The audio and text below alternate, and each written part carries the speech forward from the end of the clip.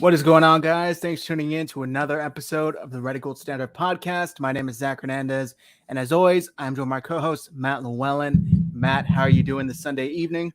I'm doing pretty good, man. I'm looking forward to the first preseason game. I know we've had a couple of open practices for the public, but I think next Saturday against the Chiefs is going to be the real tell in, what we're going to see going forward. Yeah, man, I'm excited. There's so much that's happened. We had the 49ers had their first open practice to the fans.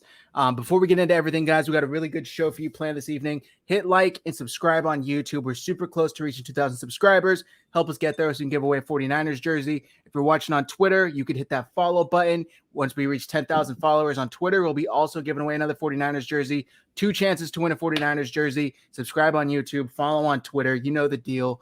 And drop all your questions. We'll get to them by the end of the show, I promise. So first things first, Matt. John Lynch is officially in the Hall of Fame, and I want to share this tweet here where they were kind of going over the whole induction ceremony. The 49ers Twitter tweeted it out. I got your back, and it was just super cool to see because somebody extremely deserving. Oh, yeah. I'll turn the audio off. Just congratulations to John Lynch because this is awesome. Absolutely. He was such a great player and is, completely just revolutionized the safety position. Is this something that you thought would have happened a lot sooner? I know I thought so personally. It's hard. I think safeties typically get overlooked. I mean, there's the easy ones, right? The Troy Polamalu and the Ed Reed, the guys that kind of typically get there a little bit quicker. But for a lot of good safeties, it takes time. And, we knew it was coming for John Lynch. It was just a matter of time. He was really close in voting for the last few years. And it's one of those things where I actually think that him showing out as a GM has actually garnered him a little bit more appreciation. And I think that that's kind of helped him because he's out in front of the media. And, when you're on people's mind and at the tip of the media's tongue all the time, they go, okay, Hall of Fame. But, oh, you know what? John Lynch. And, it's easier to bring that stuff back up. How many players have just been lost to the shuffle? Isaac Bruce is just getting it, which is like real crazy to me. And it's one of those things where unless, everybody knows, the quarterbacks, they're getting in right away. Peyton Manning, first try, those kind of things. Those are obvious. Some of the other positions that you don't normally see on TV. I mean, unless a safety is directly making a play, you could go a full quarter without actually seeing that player on TV. You know what I mean? So if you're not looking for Lynch and you're not paying attention to the position, it gets a little dicey when all you have in front of you is a spreadsheet of numbers rather than being able to see what the impact he had on the game was. Yeah, that's a really good point. Especially so far removed. I mean, John Lynch played at a really high level, close to 15 years ago. So that gets forgotten. And like you said, the flashier, sexier positions, quarterback, wide receiver, running back, etc. Maybe I shouldn't say running back, but quarterback specifically, these are the guys that go soon as they're available, or what's the word I'm looking for? Eligible, not available. So I'm glad to see John Lynch get in, super deserving of it. And I totally agree with you, Matt. That was a great point that his success as a general manager kind of helped his case, and in our opinion, to help him get into the Hall of Fame. Yep. But I just wanted to start off the show since that happened a little bit ago, saying congratulations to John Lynch. Something, though, that I thought was interesting, and I think Matt Mayoko was the one who brought it up and wrote an article about it, is while he is there at the Hall of Fame ceremony, he is constantly being asked about Trey Lance, the rookie. Mm-hmm. And I thought it was pretty cool. He said everyone from Calvin Johnson, Peyton Manning, Jimmy Johnson, they all want to know about Trey Lance. Yeah. How much does this show that the 49ers, just not even anything, regardless of performance, just the culture, the excitement, it's radiating throughout the league. Am I right? Yeah. And that's what you want to see. Excitement, because what's happening here is not only are they seeing it with their eyes, but players that they know. Jimmy Johnson knows people. Peyton Manning knows people. Calvin Johnson knows people. All these NFL guys run in circles together. And so when you see Trey Lance doing the things that he can do in just our limited capacity, right? The players on the field and the personnel, they can see it with their eyes open, right there all the entire time. And so those questions are going to be asked. I'm sure that a lot of the guys who are asking John Lynch have either seen something or heard something, and they want to hear it right from the horse's mouth.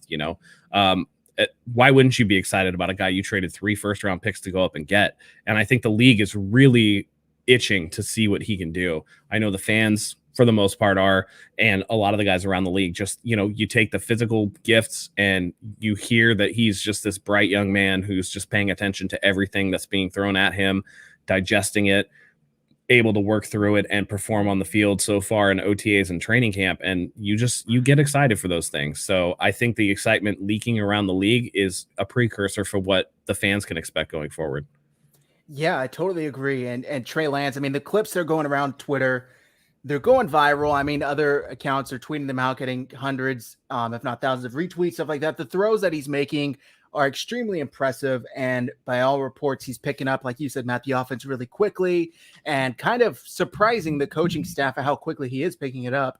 I thought this little tidbit in here that Lynch felt the need to include was funny. People want to know about Jimmy. I hear Jimmy is playing well, Lynch said. It is something about that position everyone wants to know, and I think there's been a lot of buzz about how Trey is playing, and that travels. A lot of people have asked, tell me about him. What's he like? And it's been fun to share that with people. Are they really asking about Jimmy? I mean, I think that's a little bit of the gamesmanship that John Lynch has to play. So we'll see what happens going forward. I think one of the things that I've noticed from the last couple days of training camp is that the 49ers have been a little coy with what they're showing of Trey Lance. I know during the open practices to the public, they didn't really use any of the RPOs that we've heard that they've been installing. And with the 2 move the ball periods, it seems like Trey Lance has not done quite as well. But I think that's just, who knows? Maybe they're holding something back. Maybe they're not wanting to show everything at once. Maybe they're trying to kill just some of the hype so that Jimmy can get to week 1 and see where we go. Maybe they're going to trade him before the season. We don't really know, but there's a lot of gamesmanship going on. So I don't know what I believe coming from the personnel within the 49ers in terms of this double speak, like, oh yeah, Trey is super exciting, but hey, they're asking me about Jimmy too. And we're Jimmy's really exciting too. I don't know how much of that I believe, to be honest. Yeah, I mean, it's I don't blame you because we saw, I think it was a week ago, Kyle Shanahan said, no, I don't anticipate Trey Lance getting any first team reps. And then literally the next day he was getting first team reps. So it's like, well, yeah, in fairness to that though, I know that's a narrative going around. They were doing an install for an RPO situation that they hadn't done with the first team offensive line. And so because Jimmy doesn't run those type of plays, they had Lance in there to kind of do it. They were some of the plays, and he explained it too, that those were some of the plays that they had actually run with CJ Beathard last year when CJ was in there. So, how much of that is true, I don't know, but I don't think it's as clear, cut and dry as, that.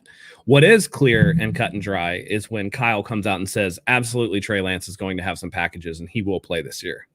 That to me, I think we all knew that was going to be the case, but for Kyle to just come out and just say it like that, pretty exciting. It was, yeah, it was. I know when the text messages got shared in our group chat, everybody was like, oh my God. And you were like, I'm not as surprised, but it is good to hear, that it's definitive. Yes, it's going to happen. And yeah, thank you for adding that context to the whole Trey Lance getting the first team reps, because that's actually something I hadn't seen before.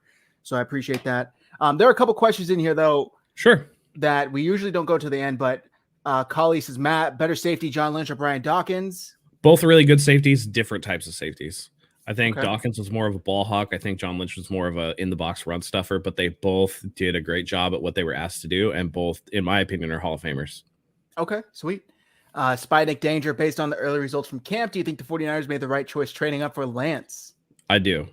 Based on everything that I've seen, they've definitely, it looks like he is the right fit for this team. And as somebody who was like a little higher on Justin Fields, I see the little video of Justin Fields today on the move to his left, throwing a sidearm touchdown. And I'm just like, wow, Justin Fields looks really good too. Just day after day, though, with the 49ers, Trey Lance just seems to be making all the right moves. Yeah, no, I totally agree. And Justin Fields has been impressive, but for what the 49ers are trying to do, trying to build, I think they got their guy. Also, where can I get this shirt? This is a forbidden shirt, I guess. It is. We tried making it to sell on Teespring. I thought removing the logos would be okay. They look too much. It's a player likeness issue is really what it is. And it's funny because I reached out to Teespring's IP intellectual property legal department, and I've had trouble with them previously, and we went back and forth a little bit, and they literally told me it looks too much like Patrick Mahomes.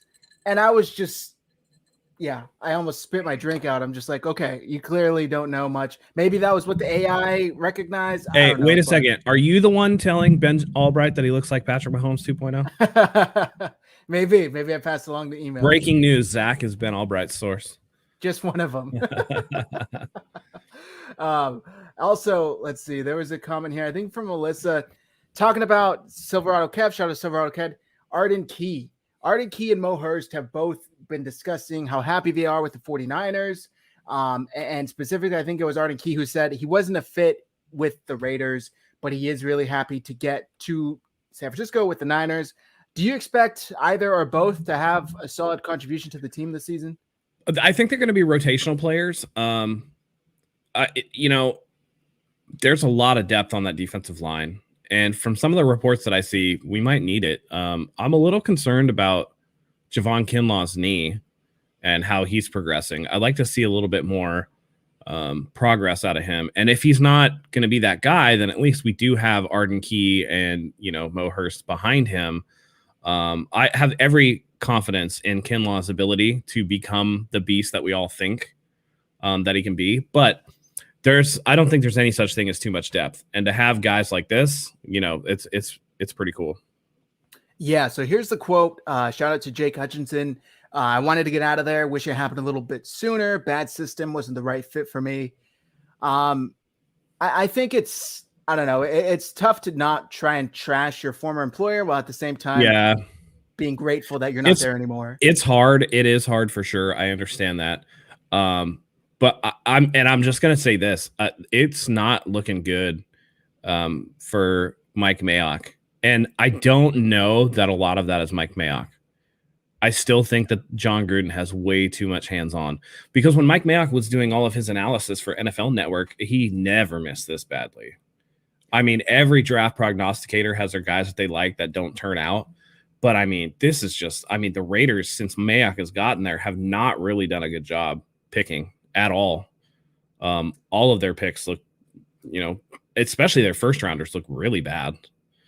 They were able to fleet. How much did they get for sending Khalil Mack to Chicago? And what have they turned that into? Nothing that's even close to what Khalil Mack would give you. Yeah. It's wild to me. It's really tough. And I guess it just shows that transition from media back to the NFL circles.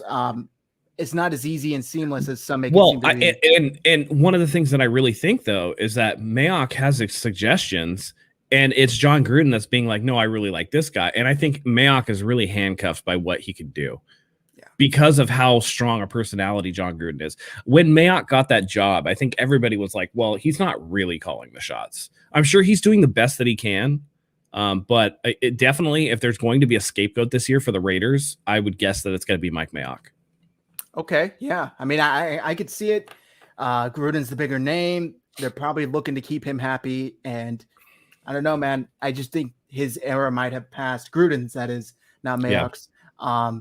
Comment here from Luke Walsh. Concerned about defensive back depth and feeling good about E-Man's return and the rookies. I guess Emmanuel Mosley looked good at the 2 open sessions. He was out there and he was effective. If Mosley and Verrett and K1 can stay healthy to give Lenore and Thomas time to grow as players, I do think that will be to the benefit of the team overall. Same with Hufanga. If he can sit behind Ward and it's looking like Tavon Wilson early since Jaquaski is going to start the season on the pup, that's just all the better for that. Getting these rookies up to speed because, again, these are positions that you think translate pretty quickly. But with the coverage and the scheme that the 49ers run, it's not quite as simple as that. They run some complicated concepts on defense. So the more time you can get them behind veterans with sporadic playing time, when you can put them out there in situations that are advantageous for them, I think the better. We don't want to keep having to run Dante Johnson out there, unfortunately. I know he's like a 49ers stalwart, he's, on the same level as Jordan Matthews, where he's been signed and cut like 15 times. But there's a reason for that. And, if Dante Johnson is our fourth cornerback, we're in trouble. Yeah. And with all that said, we were going to talk about this a little later, but since we're talking about it, per Jeremy Fowler of ESPN, multiple team executives believe Jaguars corner CJ Henderson, the 9th overall pick in 2020, is available via trade. Jacksonville has given impression in some league circles that it's shopping Henderson, a high pedigree player, 1 year into a rookie deal. Would you like to see the Niners make a move for him, Matt? Well, it's weird because he's talking out of both sides of his mouth. If you look at his response, like right underneath, it says, source says things are good with the team and Henderson. So It's just weird. I think this is just like people are talking. But at the same time, even if he were available, the 49ers are too deep in on Trey Lance to really make those type of bold splash moves. I know people were talking about Xavier Howard, who recently got his deal restructured with the Dolphins, so he's staying put. This is going to be a situation where we have to grab rotational guys or grab surprising cuts from camp to bolster anything that we got going on, because we just can't, 1 capital, 2 cap. We really can't afford to be making big splash moves at this point. That's a good point. They gave up a lot. They just really can't afford, like you said, as much as he could help. I just don't think it's in the cards for the Niners. If he even gets moved, like you said, Jeremy Fowler's second tweet was basically contradicting his first. Well, and here's the thing. I think with those top 3 guys that we got, with E-Man, with Jason Verrett, and with K'Wan Williams, you're not top flight corner talent is not really what I'm worried about. I'm worried about solid depth at this point, Yeah, definitely. And that's what the 49ers should be looking at too. But I guess we'll see what happens with Henderson in Jacksonville, if anything at all. Next up, though, I wanted to talk about both quarterbacks, Jimmy and Trey, have been kind of making some impressive eye-opening throws at camp. And this is courtesy of the SF Niners with the footage. This one was hitting Trey Lance finding Brandon Ayuk down the field that I wanted to share and get your thoughts on it. Yeah. I know a lot of people, I saw this throw, and I know a lot of people said that it was like a bad throw because it was behind Ayuk. But if you watch the safety over the top right here, and if you could pause it right here. Oh, let me pull it up. Back a little more. Okay, so, not quite there. Right there. So you see the safety. If Trey throws that ball out in front, the safety has a chance to undercut the route. I think what he's doing is he's letting this route behind him being a natural pick play, and the safety actually, he throws it in between right there so that Ayuk is the only one who can catch that ball. So I like the throw. I think he put it in a good spot. Yeah, I agree. That's a good explanation. I saw that as well. It was behind him, would have been intercepted. It does seem like if he threw it further out and kind of led him to the ball, it would have had a better chance getting picked. Yeah, but here's the one thing. The one thing that I will say, it's a good throw. He did everything right except for the one thing that led the safety to be able to key in on that throw is that Lance was kind of looking in that direction the whole time. Yeah. I know he was essentially looking at, I think that's 17. I think that's Benjamin. And Ayuk came into his line of sight, but his head was that direction the entire time. So the safety was able to read him a little bit. Again, good throw though. If you're going to put it in a spot, that was a good spot to do it. Yep. No, I agree. And both quarterbacks have been making some really impressive throws. This one, Jimmy today, this one I wanted to show you got social media by storm. I don't think we covered this on Wednesday when we had Croc on, but this just had everybody going crazy. Oh yeah.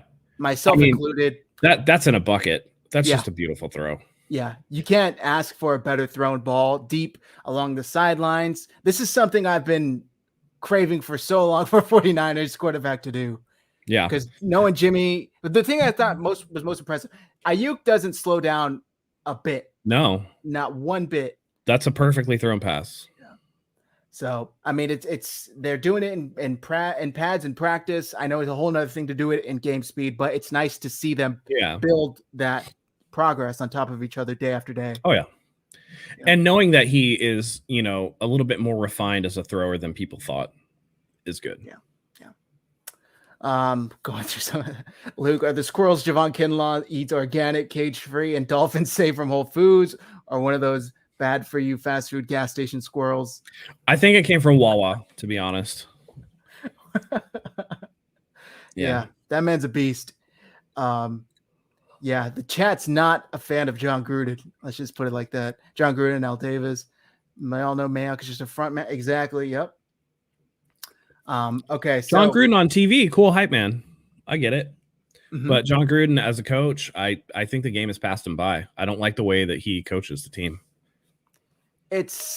Which actually means I love the way he coaches the team, because I don't care to see the Raiders being good. So I do want to go to that stadium, though. That stadium looks amazing. It looks great. It really does look great. Tickets are ridiculous, though. Oh, I'm sure. Yeah. Let me see. I think I saw Kali asking for the throw to Ayuk across the middle. I'll see if I can find it. I don't have it currently. In other news, Jimmy hit a deep ball today. Yes, he did. Yeah. Which means that Jimmy has the capability of doing the deep ball. And again, man, I've been on the Grant Cohn train, and I feel so bad about it because, normally I don't like to hype him because he does the Grant Cohn thing. But he's spot on in the fact that ever since Jimmy overthrew that pass in the Super Bowl, he's underthrown his deep ball consistently. And so it looks like a lot of his issues are mental issues in terms of throwing the deep ball. Because that pass he threw to Debo today was like on point. Yeah, I'm pulling it up right now just so everybody can see it. It was a nice pass, and we've seen him repeatedly trying to work on it. So here it is right here, from courtesy of the 49ers. I mean, that's a beautifully thrown ball. There's plenty on that. And again, something where the wide receiver didn't have to slow down at all, bump into coverage, just right in stride. Yep. That's something I hope to see more of, because the 49ers desperately need. That's an area of their offense that's just been missing. Aside from the deep shots to George Kittle down the middle, both sides, on both sidelines, I should say, wide receivers, there's no deep shots that the quarterback has been able to hit consistently since Jimmy's been in there. Yeah. So it's tough. Yeah. But okay. Also, want to give a congratulations to Jason Verrett. He missed practice today due to the fact that his wife was having their baby. So Congratulations. Hope that went smoothly. Because that's huge. That's huge. Congrats. And also some news, your boy, Grant Cohn, asked and got his answer with Nick Bosa. According to Kyle Shanahan, should be ready by week 1. Medically speaking, is that about right on schedule? Yeah, that fits. That fits. I mean, there's other guys coming back from ACL tears later in the season that are going to be ready for week 1. Joe Burrow, namely, is going to play week 1. And I know it's a different position, but the good thing about when Bosa tore his ACL was that it was so early in the season that, he's going to be able to make it back. He looks like he's in phenomenal shape. We all saw the offseason workout videos. People were like, why aren't you in 11 on 11s? Nick Bosa knows his job. The team knows that he's a technician. I don't know how much there is for Nick Bosa to kind of gain from, doing these 11 on 11s. His technique is so sound that you put him out there, and if he's explosive and you have him in good conditioning, I don't know that he needs the rep. Yeah, that makes sense. Steve says here, Jimmy to Austin Watkins was a beautiful throw as well. That was a hell of a catch by Austin Watkins through contact, being able to take it to the ground like that. Here it is now on screen. Yeah, it was nice. It was pretty. Austin Watkins has been making a name for himself from all the reports I've seen. And I mean, that's as tight of coverage as you're going to be able to get.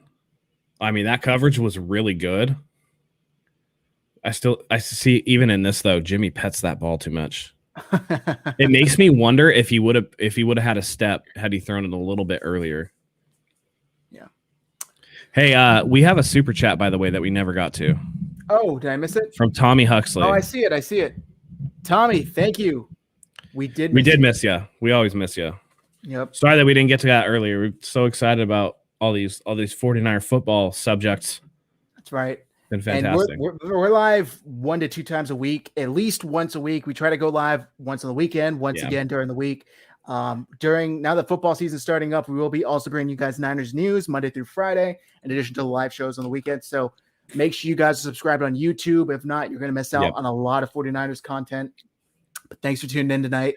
And also, sorry, I just wanted to reiterate on that too. Niners news will be coming back Monday, the 16th of August. So after the first preseason game, we're going to be doing Niners news for the week.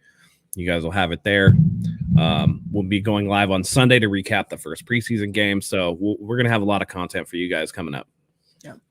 And also on Twitter, like and subscribe. Follow us on 49ers Hive. Our individual Twitter handles are below, and you can follow the podcast at RGS Pod. Help us out, guys. It really does help. We're going to take some more comments here.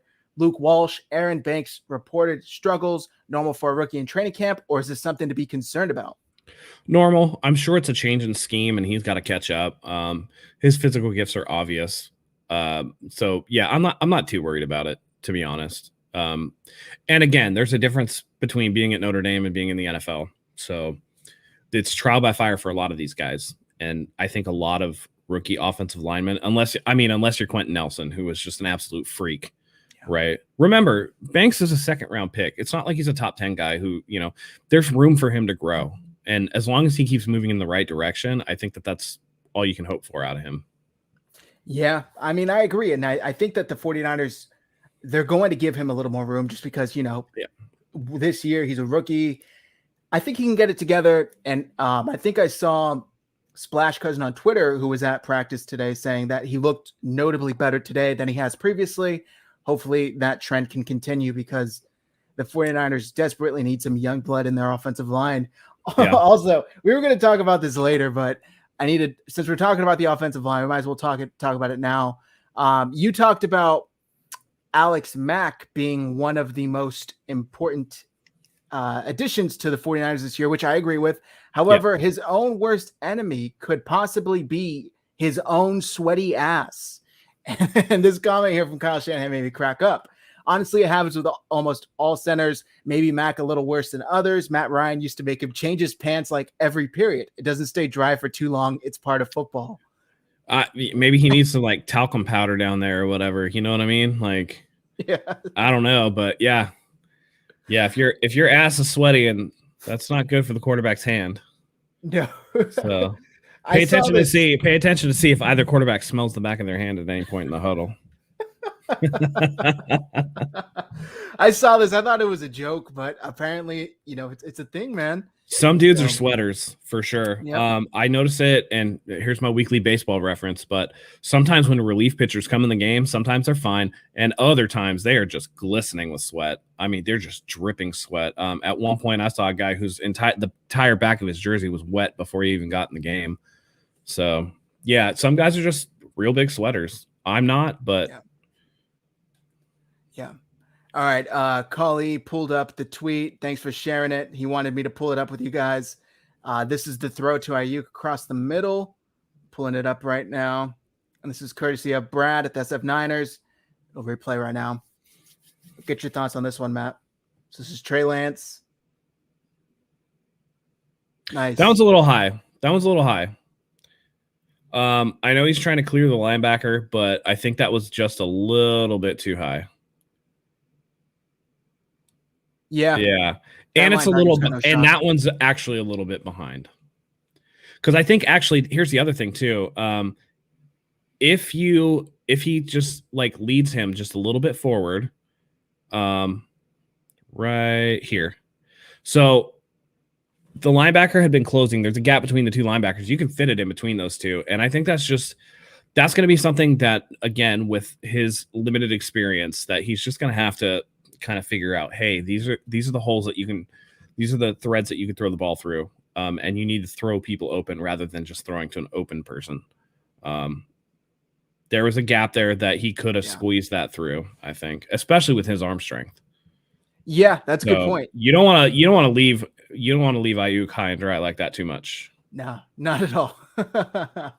Collie, thanks for sharing that. And Tommy, I apologize. I swear we didn't miss it. I just scrolled over it apparently. Sometimes StreamYard will just bounce back to the latest ones if I'm taking too long to get to them. So I apologize for that. But yeah, I do think that was an impressive throw. But like Matt said, high, a little behind. There was space for him to get it in through. So, but I do want to say that those throws happen to everybody. Mm-hmm, so I think it's really easy to take that out of context and like, oh, he's not ready because of one throw or whatever, when he's had some beautiful throws. I'm just merely breaking down what I'm seeing. But I think that honestly, he does a great job so far of what he's been doing. And, you know, all these quarterbacks have throws that they wish they could have back. So there's reports of Jimmy one-hopping a running back at one point. So, you know, things happen. Yeah. And, you know, if his throw that he wants back is a little high, still catchable, not interceptable, that's fine with me. Jimmy's throws that he wants back are a pick six going the other way. So fair trade-off. Question from Spinic Danger. Do the 49ers have the best running back unit in the NFL? I don't know if I could say best. It's deep. That's for sure. It's really deep. As far as best goes, that's a hard one to really kind of, you know, put a finger on. It's just because if you got a guy who's like a workhorse, I mean, if you got a Derrick Henry who's going to rush for 2,000 yards, I don't know that we're getting 2,000 yards of production out of our running backs. I think they're very versatile. I think they're very good. And Ian Sharp actually just said it in the chat. Yeah, now that I'm thinking about it, the actual best running back group in the NFL is probably the Browns. Kareem Hunt and Nick Chubb together. I mean, they're both top flight players. Kareem Hunt was a Pro Bowler with Kansas City before his incident. Yeah, we'll leave it at that. But yeah, I do think that they're up there, and that's what this whole show is kind of about. They're deep. They're rolling deep at a lot of positions. I forget who tweeted it out today, but they're basically saying, look, a lot of people are trying to discount Trey Lance going against the twos, but the 49ers, you know, 2 second line of defensive line would start on a lot of other teams. Like their defensive line is extremely deep and talented. So it's kind of hard to discount it when you put that into perspective. Right. Linebacker, well, here's the thing. If you're playing against the number 2 defense, that, you know, because you're with the second team, you're also playing with the number 2 offensive line, the number 2 wide receivers, this and this and that. So I know that somebody had said earlier that, yeah, Jimmy threw that pass, but it was against backup DBs. And it's like the quarterback can only put the ball where he can put the ball. Like that other stuff, that doesn't matter. You know, was the throw, you can tell who, regardless of who's out there or not. Right. Maybe Debo was open because it was the number 2s, but Jimmy still identified it and threw it in a spot where Debo could catch it and run. So those are the things that's just like, hey, the throw is the throw, and it's a good throw or it's a bad throw. Yeah. And you know, the way the ball placement, like you said, Matt, how tight he fits it into a window, all of that remains the same regardless of who it's against. But pressure, that definitely changes. Pocket pressure, you know, defensive line getting into there and getting up in your face, that definitely changes. Yeah. And the interesting thing too is that I know that people are talking about, because now it's a thing of like all the people who are really pro Jimmy are really like coming out of the woodworks these last 2 days because of how good Jimmy looked during the move the ball period when Trey Lance didn't. And, you know, it's going to go back and forth, you know, each guy's going to have a good day or a bad day. But again, I think this is like that smokescreen thing. Again, Grant Cohn talked about this, where it's like, well, during the open periods, they didn't run any read option stuff, the stuff that they'd been running in practice when the fans weren't here. And he's like, I think that they're not going to show any of that stuff until the season gets started. He's like, I think we've already seen too much of it and we're not going to see it. And I think that again, you're limiting your offense with Trey Lance at that point. You know, maybe some of those sacks or some of those reads that he didn't think were very good or whatever would have been a scramble or a run or something like that. You know, I heard during the move the ball drill, he ended it on 3 straight running plays for Trey Lance, which is like, you know, it's like one of those things where it's like, what are you doing here? I think that you're holding something in reserve. I wouldn't be surprised if Kyle was the type of guy who's like, hey, there's probably scouts from other NFC West teams here dressed as 49er fans, so I don't want to show too much. You know what I mean? Like, that's the kind of guy that I feel like he is. So, Yep.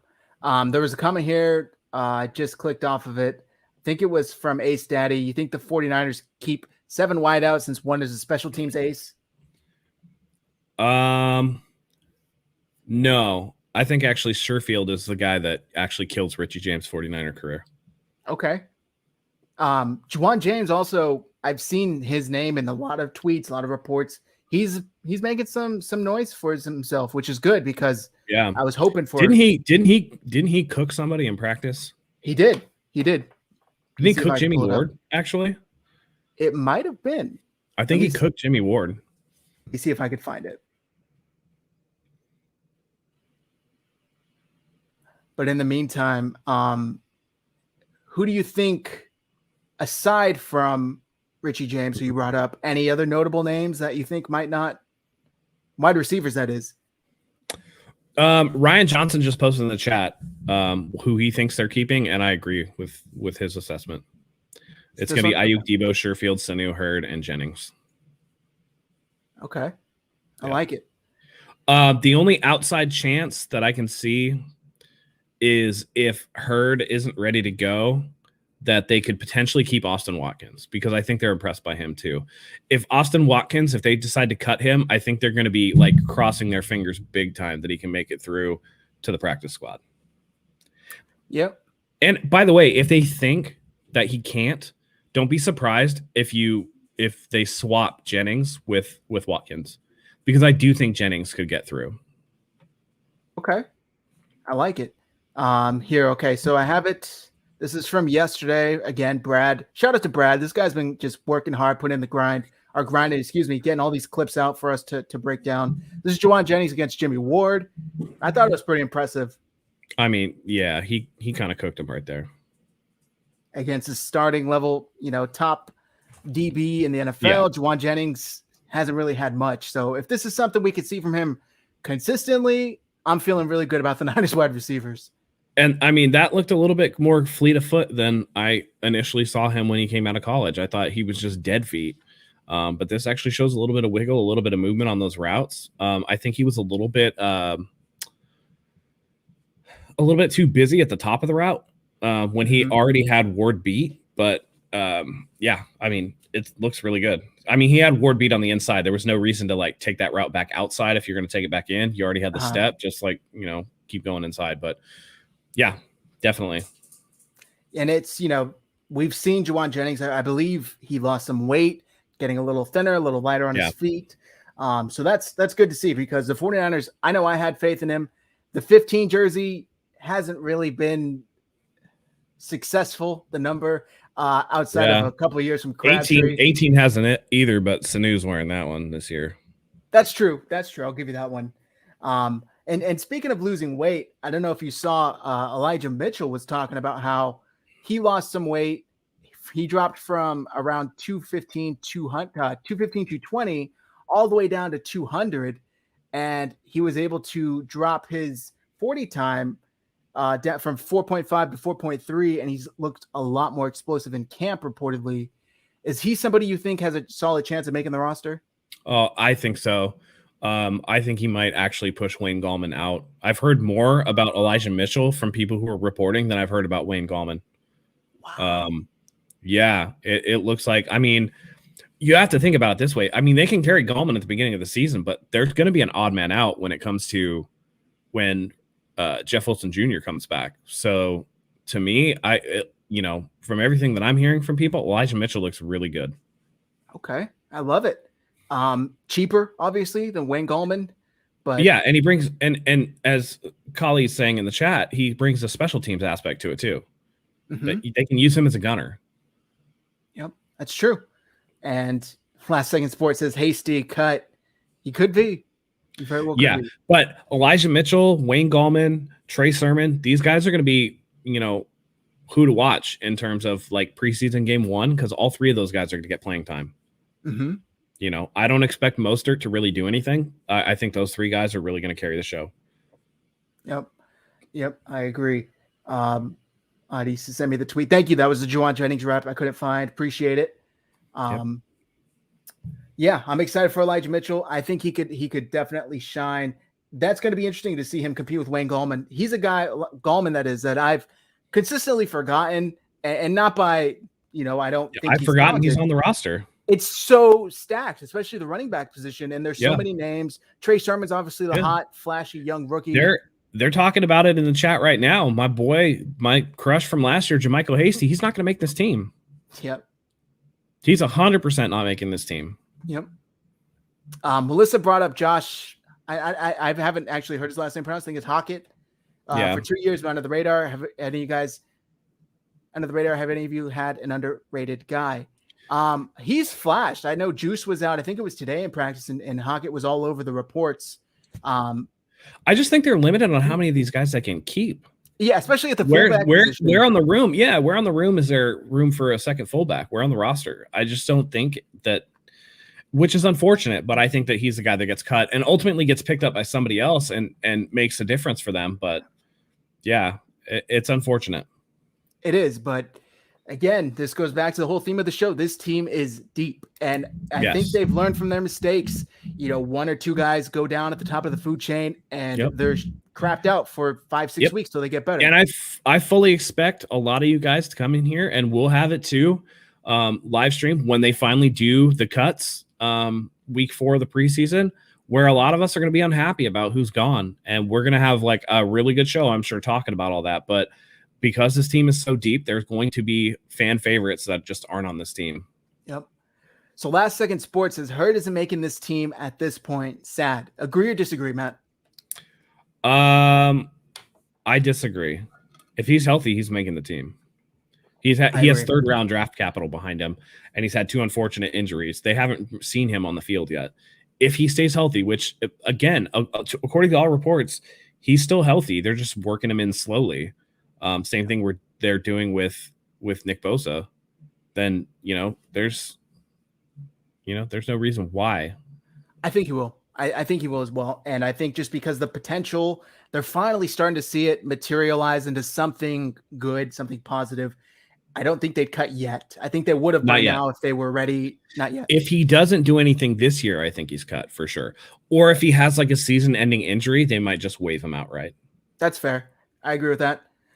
But healthy, Jennings, he makes the team. Yep. Carly says Jennings' route running looks much better. He looks lighter on his feet overall. Yep. I like that. Let's see. Going through some of these comments here. Jamichael fumble hasty. Yeah. Jamichael broken arm hasty. Luke says at some point should the 49ers draft or sign an H-back to function as the backup for fullback and tight end? Function as the backup. They have that in juice. Yeah. If they really needed a second tight end to step in, I fully think that Kyle Juszczyk could play tight end. Mm-hmm. Yeah, I think so. Brandon says Hurd is making it as well. Melissa Hockett did say for Juice last year, playing for all snaps for all 3 teams. Sad he got screwed over by Juice extension. I mean, if we're comparing Hockett to Juszczyk is a better player. Yeah, by far. But like not even close. Yeah. I wanted to ask you something, and I'm really curious to get the chat's opinion on this as well, because PFF tweeted this out, and we like to rag on PFF a lot. However, this, I think, brought up a really interesting discussion, and they asked, who should be inducted in the 2022 NFL Hall of Fame out of Steve Smith, Patrick Willis, Devin Hester, and Anquan Bolden? If only one can go into 2022, who is it and why, Matt? Man, it has to be Patrick Willis, because he was the best at his position just about every year he was in the NFL. Yep. None of those other guys can claim that they were at the best in their position. I do think that Devin Hester should make it. Yeah. Just because Devin Hester was a running back who was a return guy. Like his position was running back, but he was such a good return guy that he'll definitely, I think all 4 of them are going to make it. Not even a question, but if I had to choose, obviously my heart's with Patrick Willis, because he's like one of my all-time favorite 49ers. So I'm definitely biased here, but he was a savage. Yeah, it's hard to not say Patrick Willis. But speaking as an objective 49ers fan, it has to, or not 49ers fan, just objectively football fan, it has to be Patrick Willis. With that being said, if there was a 1A, 1B, I got to go Steve Smith. Mm-hmm. And I just think what he brought to the game, that tenacity, that dog mentality, it's really unparalleled. You don't see too many guys like Steve Smith, his stature, his size, have the success that he did. And he was so physical. I don't really know how to explain it, but just the way he played the game was really, respectable. And Devin Hester, that's tough to leave him out for what he did to the NFL. I mean, the best punt returner, kickoff returner of all time. He kind of trademarked the whole "don't kick to him" movement. Yeah, Yeah, So, people kicked out of bounds rather than kicking to him. yep. I don't Rolls. He was listed as a wide receiver, but that fool couldn't catch. He was a running back. Yeah, He that's was a why running he back. only took back kicks. That's why he took kicks. Successfully. Yep. And we've seen this already, but does Patrick Willis get dinged for the shortness of his career? If Terrell Davis can make the Hall of Fame, then Patrick Willis should make the Hall of Fame. Okay. Fair enough. The one guy we haven't discussed, why not Bolden? Why is Bolden not discussed in both of our conversations? Bolden will get it. Bolden will get there. Bolden wasn't like a flashy guy. Bolden's going to have to wait. I think Bolden is a guy that gets in like 15 years from now. You know, like Isaac Bruce had to wait. Art Monk had to wait. You know, a lot of these guys had to wait for sure. I just think that Bolden, he has the numbers to get in, but I don't think that he was super exciting. Okay. Just consistent. And I think that it's the Frank Gore argument, right? Frank Gore is a Hall of Famer because he was consistent for so long. It was longevity. But was Frank Gore ever top 5 in his position? I don't think that he was in any given year a top 5 running back in the NFL. He was maybe top 10 for a lot of those years. But you know, his thing was he played 16 seasons, which for a running back is almost unheard of. Running back with 2 blown out knees. Yeah. Respect, man. But yeah, I agree with you. Unfortunately, there was no flashiness. Bolden, he was just a grinder. He was a chain mover. Yep. He was just great. He was just great at what he did, but there was nothing. Right. When you watch him, man, you're really glad that guy is on your team. Like, I enjoyed him when he was here in San Francisco. Was he the most effective guy ever? No, but he definitely had some plays, and he brought a toughness to the position. When you watch him, you're glad that you have a guy like that on your team, but removed from his career, you forget about what made him special because it doesn't necessarily translate to the numbers or the tape. That injury that he had though, Anquan Bolden, when he had to have his whole like face rewired and the surgery. Do you remember that? That was an awful hit. Yeah, that was a scary one. Yeah, and I'm glad we don't see too many hits like that anymore. Yeah. Because that one was brutal. The first game he had with the 49ers, I'm trying to look it up and I can't find the stats here. If I remember correctly, he had like close to 200 yards receiving. If I remember, maybe I'm off completely, but I know he had a monster day against Green Bay. And I remember just feeling vindicated immediately that this was the perfect acquisition for the 49ers. And that was right after he tore us up in the Super Bowl, I believe, if I remember correctly, with the Ravens. Yeah. And and that was definitely, I know a lot of the fans had mixed feelings about that, him coming over. But I mean, he was a better acquisition than Torrey Smith was. That's for sure. Oh yeah. That's funny. Now you mentioned it, both of their starting wide receivers played for the 49ers at some point. All right. We're gonna take some questions here. There's a lot more, but we're not gonna get to it. And then we'll play a game of yes or no and then wrap things up. So send in your questions here real quick while you guys send in your questions. Tavon Wilson, Matt, has been completely balling out in camp. I couldn't find any of the videos that I saw going around social media, but he's been going up against basically the starting receiving unit for the 49ers and holding his own. Are you impressed? Have you heard much about Tavon Wilson? No, I've heard that he looks really good. And in lieu of Jaquaski being on the PUP list, like having a good guy there is nice to see. Let's address this Kittle Dwelly thing in the chat. I'm just catching it now. I know. Let me see. So I think Rolls thinks Kittle has better hands than Dwelly. Kali thinks Dwelly has better hands than Kittle. I'm going to say this. I think that Kittle has had some drops, but I also think that it's not really intellectually honest to say that Dwelly has better hands than Kittle, because if you extrapolate Dwelly out to the amount of targets that Kittle has had, I'm sure Dwelly would have some drops too. Yeah, that's true. But Kittle gets all the attention from defenses. I've seen you have this discussion before in our own chat regarding Kittle, whether he drops a lot, whether he doesn't drop a lot. I don't know. People are really passionate on both sides of this debate. I just think that I think that it's one of these things of like, this is like a circular argument. I don't think it really matters. Both these guys play. Yep. Both these guys are on our team. The pro Dwelly crowd is forgetting that Kittle is right up there with Travis Kelce as the best tight end in the NFL. So Dwelly is not as good a player as Kittle. There's no two ways about it. Sorry, guys. Freak Stop 49er comparing Kittle to Dwelly, excuse me. He's like comparing Angelina Jolie to Roseanne Barr. Dwelly's great for what they ask him to do, but there's a reason why he doesn't get the playing time that Kittle does. Yep. There was that game last season, I believe. Not last season, the season before. Everything was such a blur last year, where Kittle was out, and it was the Cardinals game. I think Dwelly had like 2 or 3 touchdowns. So yeah, he's had a chance to shine. And a lot of it's recency bias too, because listen, and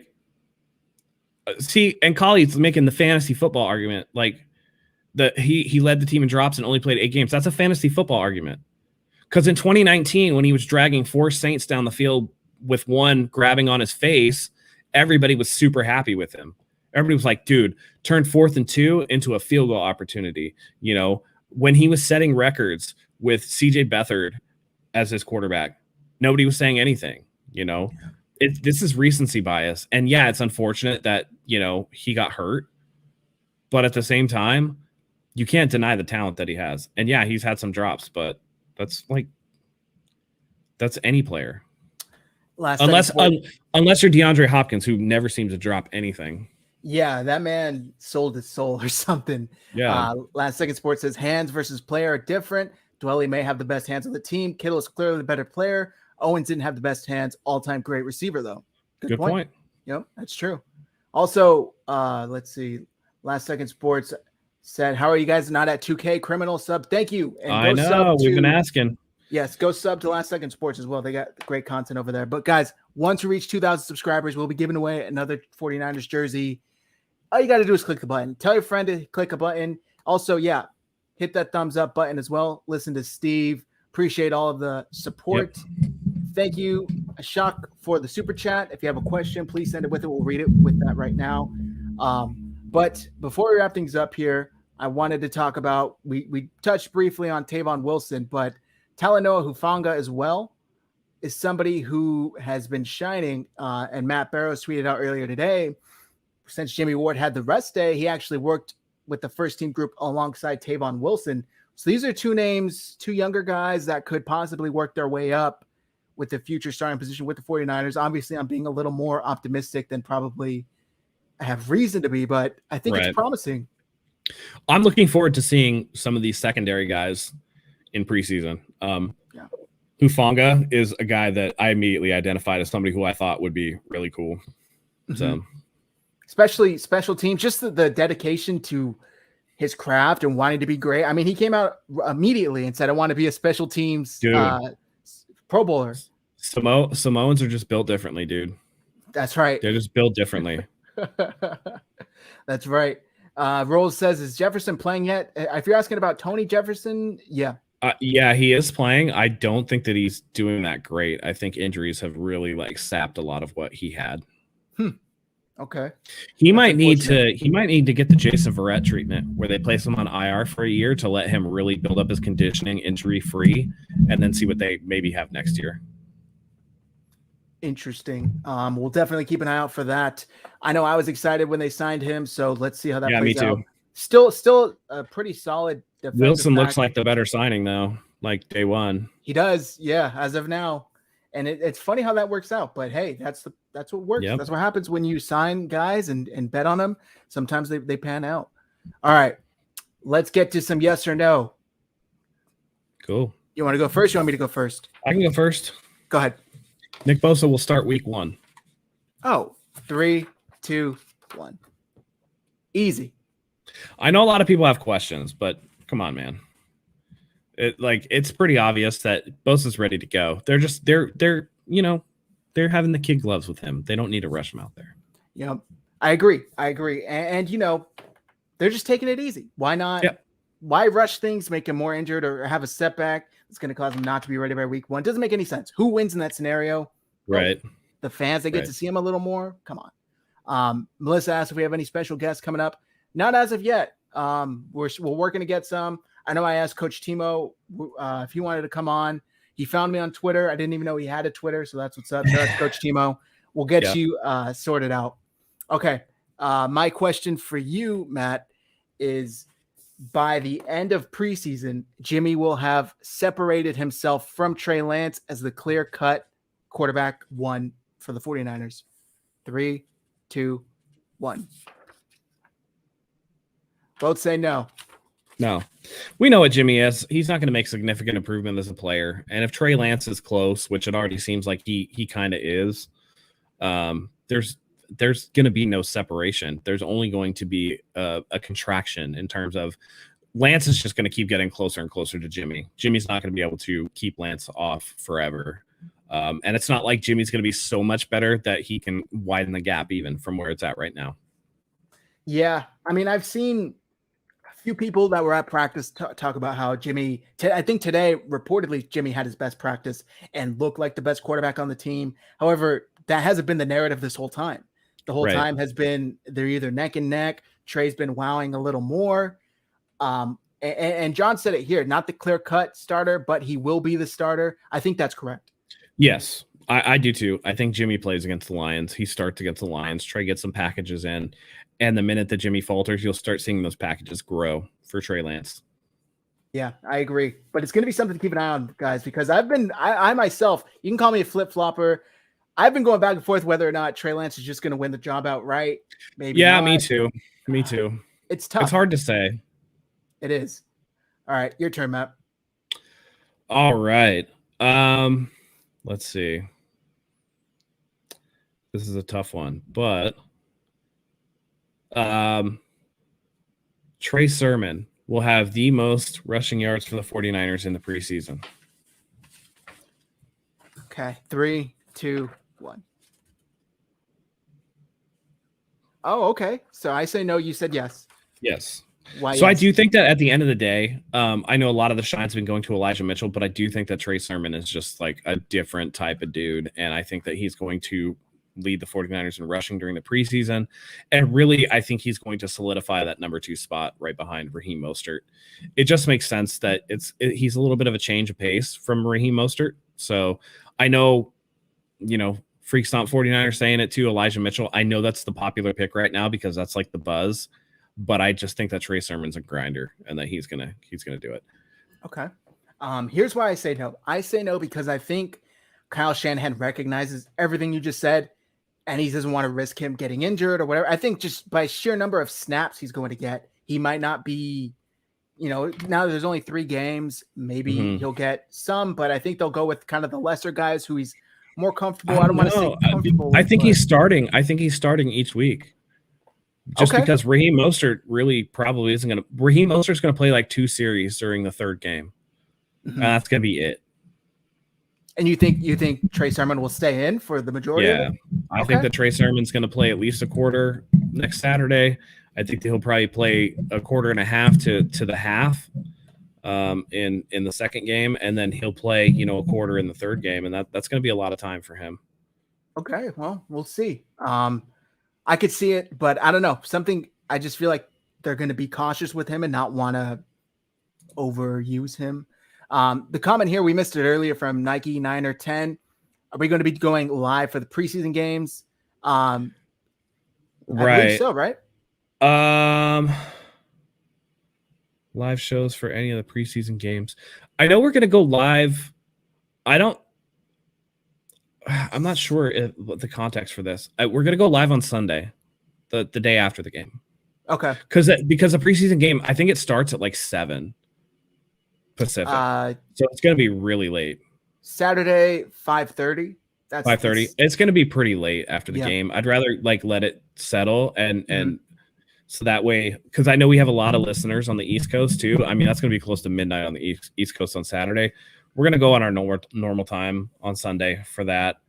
I know that we're going to go live immediately after regular season games, so for the most part. Yeah. So, both all 3 preseason games, it'll be Sunday because the following 2, 4:30 and 1 on the next 2 consecutive Sundays, we should be able to. Rolls. If there's a 7 p.m. start time Pacific, the game will be over at like 10:30. That's too late for a lot of our East Coast viewers. East Coast. Yeah. and we'll still be live Sunday. We'll still be live Sunday. We just want to make sure everybody can join. We want to make sure we get the most people possible. Yeah. Okay. Is it my turn? And I don't want to overreact to anything that I see either.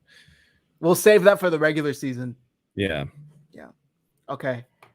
3, 2. Oh wait, I haven't even asked a question. Yeah, you got to ask a question, my man. Okay. By the end of preseason, Trent Sherfield will have solidified himself as a top 4 receiver with the 49ers. 3, 2, 1. Okay, you say no, I say yes. Top 4, I don't think so. If Hurd is healthy, Hurd's going to be the 4th. Sherfield is good, man, but I think a lot of his value comes in special teams more so than it does as a wide receiver. Okay. I don't know. Hurd, that's the whole giant, thing that throws a monkey wrench into this whole equation. If he's healthy, that's the big asterisk if. And if he's not, then yes. And then we also have Sanu, we have Jennings, Austin Watkins. I think Sanu's the 3rd guy.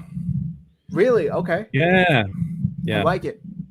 I think that he's the 3rd guy. I just think it's too. There's a reason why Arizona just let him walk.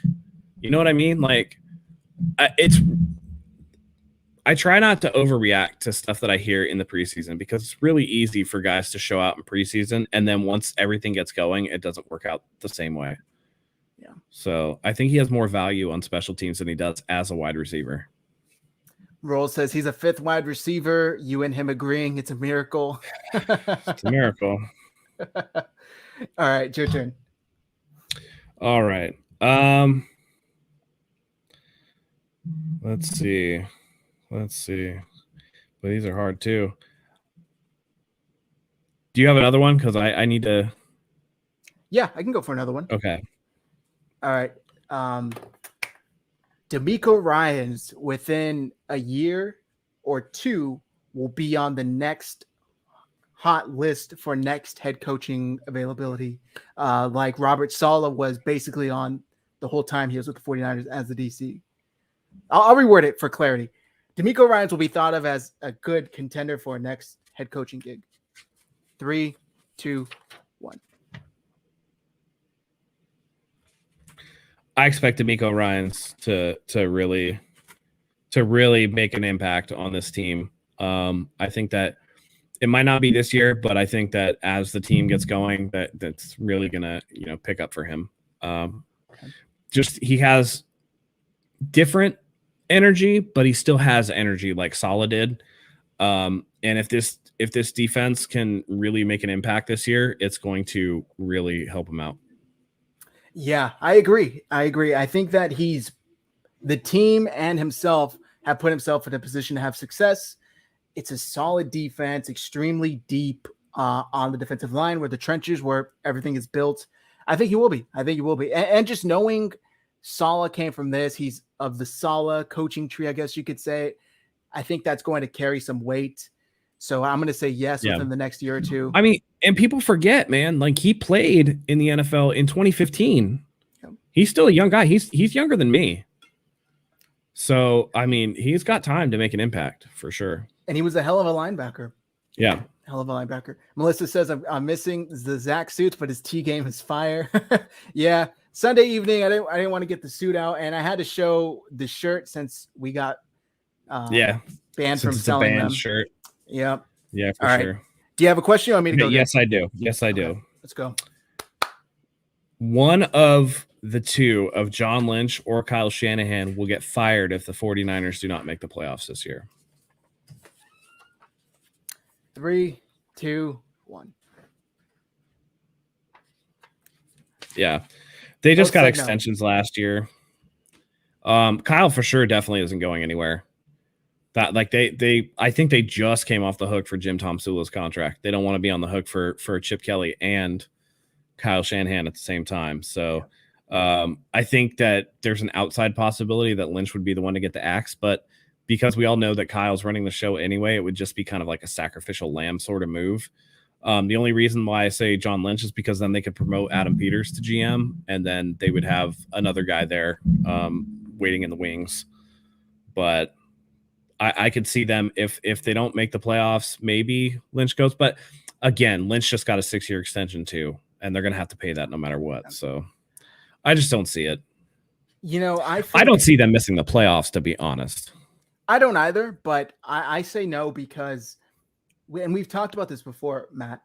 Jed York does not want to be in that position to have to find another GM and or head coach. That's a horrible position. He hates doing it. And I think he knows they have something here with John Lynch and Kyle Shanahan.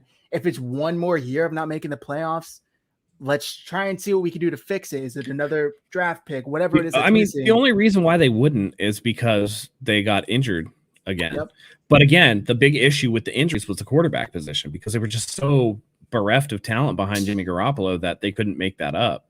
Yeah. Now you have Trey Lance. So if anything happens to Jimmy, Trey's right there, or vice versa, which is one of the reasons why I don't think that they're going to trade Jimmy. Yeah. You know what I mean? Let me ask you this, though.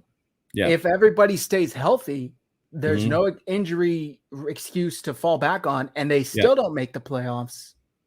That's a different story, but I don't think that would happen in a million years. This team is so deep and has so much talent that if they stay healthy, they're making the playoffs. If it did, though, is somebody on? Is this hot seat getting for hot? I mean, for either one. I can't even entertain that. That's just such a stupid. Sorry, dude. That's like such a stupid premise. That's like saying, like, hey, if the Chicago Bulls had Michael Jordan and Scottie Pippen healthy, and Phil Jackson was a coach, and they didn't make the playoffs, would Phil get fired? And it's like, well, that's not going to happen, dude. Fair enough. We're playing basically a game of what if. So I mean, you're getting real low with that what if too. Okay, all right. Is it my turn? Yes. Oh, there was one here actually. We normally don't take them from the comments, but this one was a good one. I think it was from Kali. No, there was a yes or no one. I swear he asked. I must have missed it. If not, I'll ask my own. Okay, I don't see it. I thought he asked one. Maybe not. Maybe I missed it.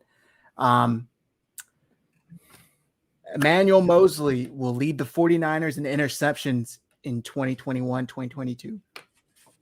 3, 2, 1. Yeah, none of us say no. Yeah. He's not really a ball hawk. No. He's not. He's more of a pass breakup guy than he is like a interceptor guy. I think he does good in coverage, but yeah, he's not going to take, a bunch of picks. I do think that that's more of a Verrett, or I don't know. It's tough because the secondary really hasn't come down with much, specifically like Ward or Tart. So I don't know. Yeah. I just say no. They're not really a interception heavy team. No, that too. Yeah. If they are, it seems like the linebackers pull down a lot. Yeah. Yep. All right. Do you have any more? Yeah, I kind of do. This one's a little fun one though. This one's a little defensive line focused.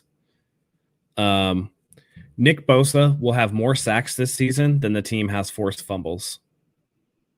Nick Bosa will have more sacks than the team has forced fumbles. Okay. 3, 2, 1. We both said yes. Yep. I think Bosa's going to have like 14 sacks this year. One extra game? I think he's going to kill people this year. I think he's ready to go. Okay. I think he's ready to go. And he's saying that he's quicker because he lost a little bit of weight. He's still going to be strong. He still has all that technique. Because one of the things that I saw from Bosa was that, like, if he can be a little more nimble, sometimes he would over pursue a little bit and kind of lose guys. But if he's a little bit quicker, that's not going to happen. Yeah.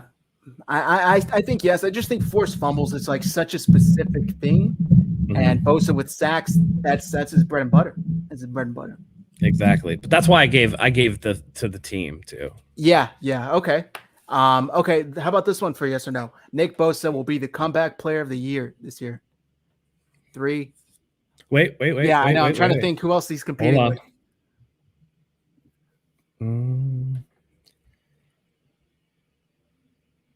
Who else?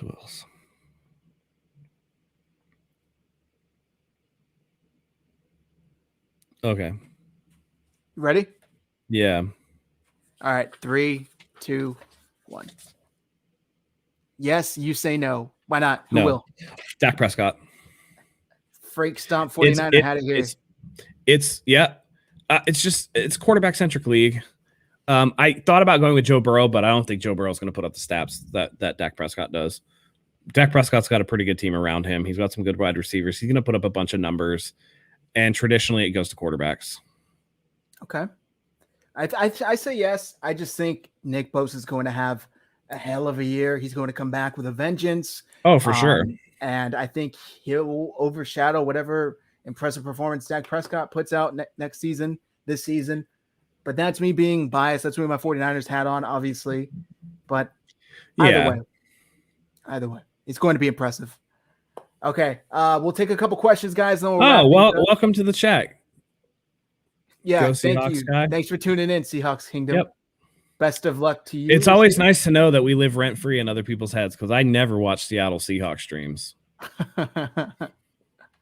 Melissa asks, she says Bosa comeback player because they will give defensive player of the year to AD or Minka. I have a feeling that Aaron Donald's going to get injured this year. Just me. Really? Okay. Yeah. And I think Minka Fitzpatrick's overrated. Yeah. When's the last time a safety won defensive player of the year? Like much like quarterback is like an MVP driven thing. Defensive player of the year a lot of times goes to like edge rushers.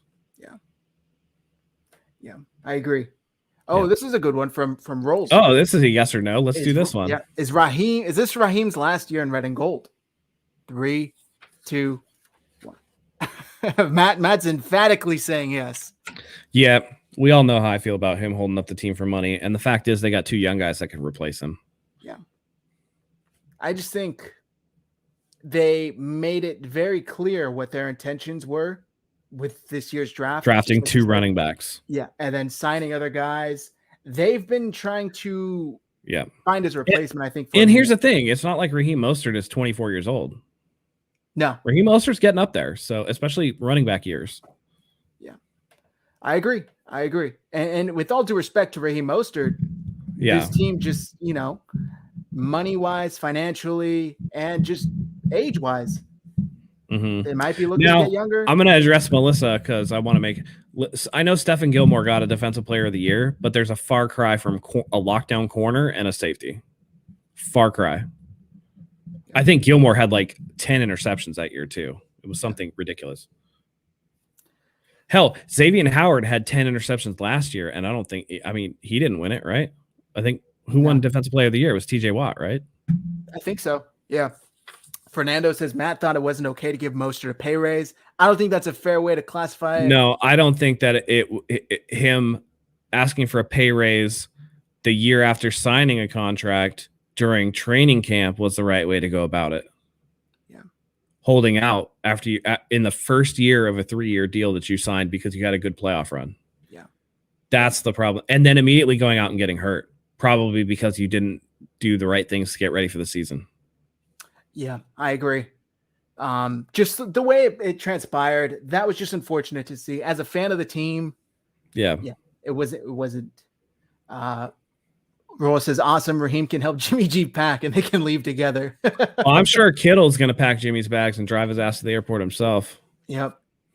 Sending kids, we are still live. Thanks for tuning in. Yes, Hope everybody's having a fantastic Sunday.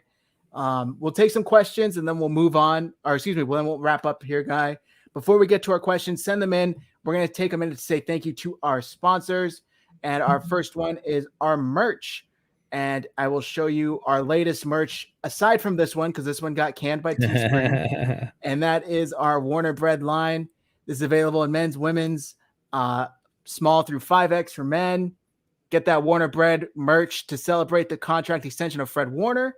There are a bunch of other merch, other designs on our merch store as well. Shop49ershive.com, code RGS15 for 15% off your entire purchase. Again, shop49ershive.com, RGS for 15% off. RGS15 for 15% off your entire purchase.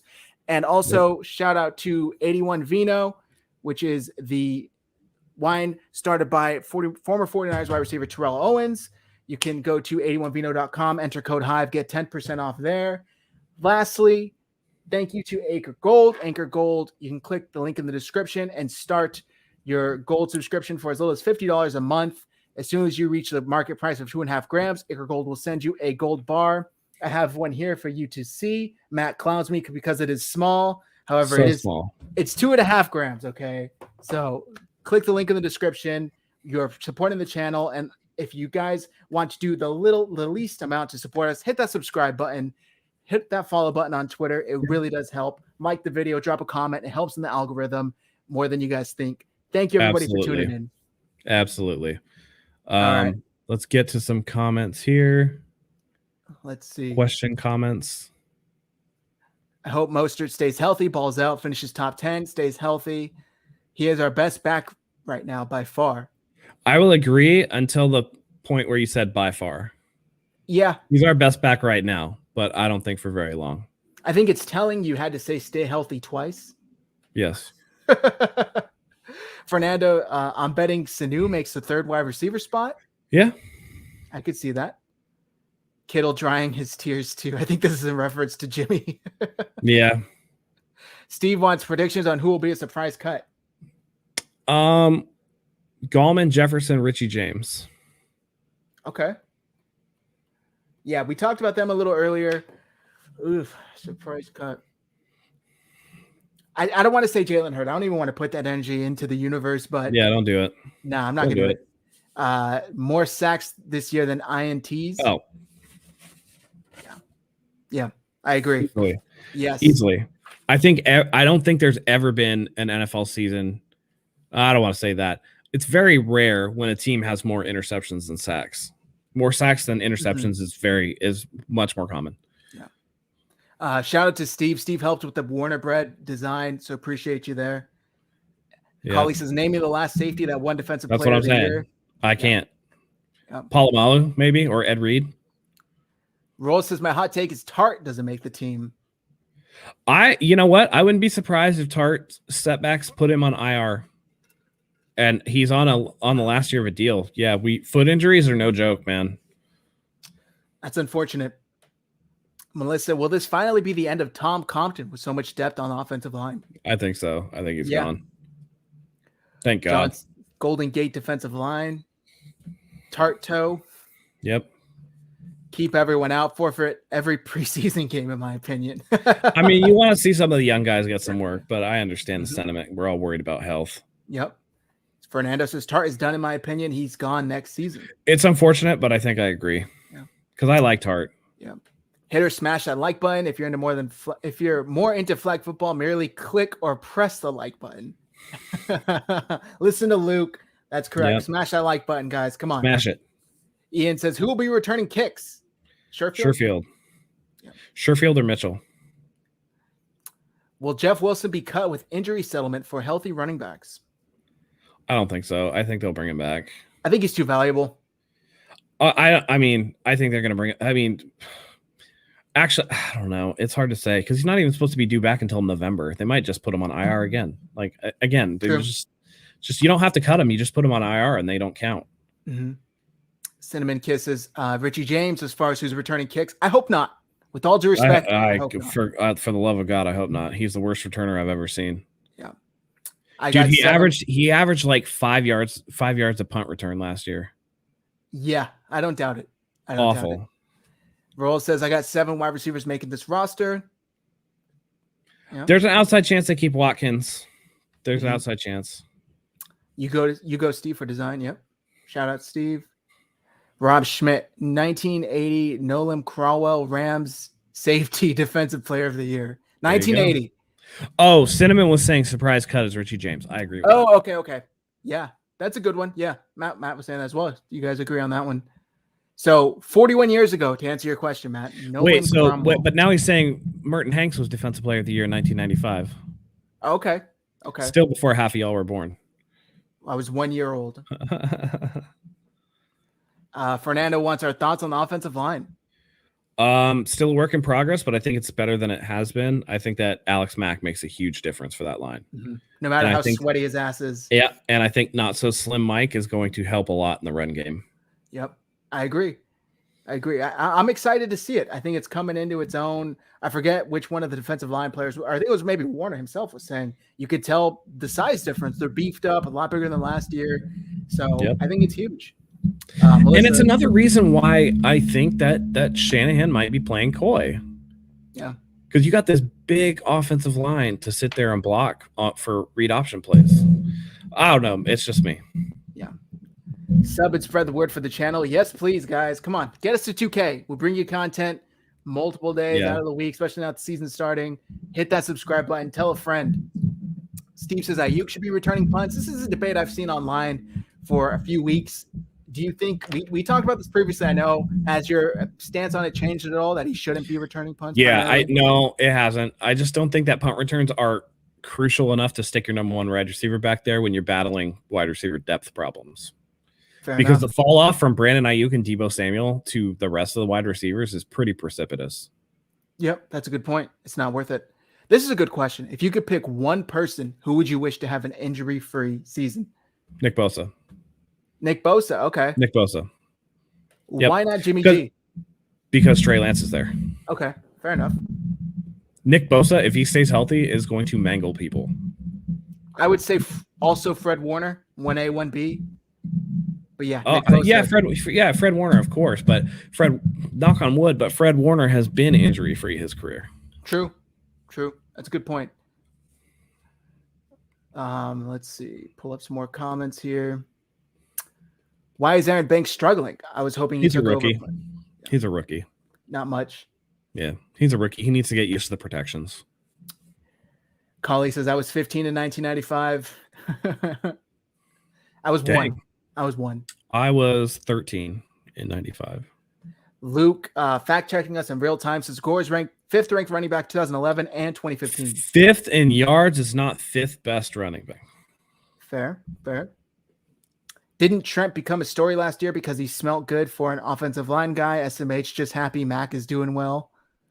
I don't remember that story. I don't know. Trent Williams looks like he looks like a guy who's into like cologne though, for sure. Oh yeah, definitely. He keeps it tight. Like his fits are like good. He dresses well. He's got that drip. Particularly for an offensive lineman, he dresses well. Ian Sharp says Hurd. That's his one player that he could wish for a healthy season. Good answer. Trey Lance. Good answer. Fred Warner. Yep. For Freakstone 49er, I think he'll return. Have some. I do too, but I don't think he'll be the primary returner. I think he'll have some returns in like clutch situations. Ayuk, that is, yeah. Oh, D Ford. That's a good answer as well. D Ford. Yeah. D Ford's a good one. I wanted to bring up D Ford, but I just thought that Nick Bosa was a little bit more fair. Crucial to the team. And look, everything we've seen so far has been extremely promising for D Ford. I hope the trend continues because the 49ers, man, if they have the two bookends again, D Ford and Nick Bosa, it's going to be a very exciting season to watch. Yep. Hopefully that continues. All right, guys. It looks like we've gone through all the questions. Yeah. I apologize if we missed any. We're going to wrap things up. I can smell dinner's ready for me. Thank you, everybody, for tuning in.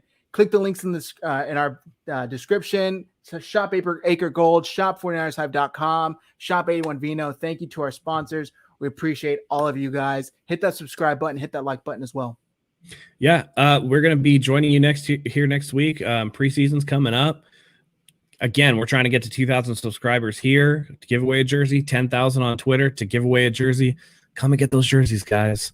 We love having you here.